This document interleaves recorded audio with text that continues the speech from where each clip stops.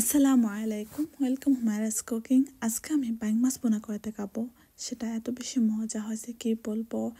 আর buying মাছ কে কে like করেন সেটাই বলবেন। আমি লবণ দিয়েছি, আমি 1 চামচ থেকে একটু বেশি হবে। হলুদ দিয়েছি আধা চামচ, আর মরিচ দিয়েছি আমি 2 চামচ। আর মরিচ সবসময় একটু বেশি দিলে আমার কাছে মজাই লাগে আর কি। আর 5 ফোড়ন, ধনিয়া গুঁড়া একটু পরিমাণ মতো দিয়েছি। আপনার সব কিছু একটু পরিমাণ মতো দিয়ে দিবেন।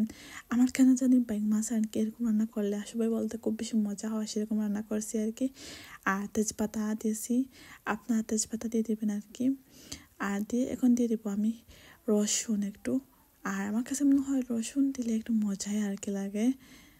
আর সরিষার তেল দিয়ে আপনারা রান্না করবেন, এটা সরিষার তেল দিয়ে দিলে মজাই হয় আর কি।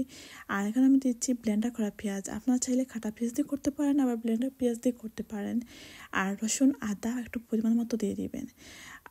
সব কিছু একটু পরিমাণ মতো দিলে আর কি খুব বেশি মজাও হয় আর পারফেক্ট হয় আর কি, এরকম অবস্থা।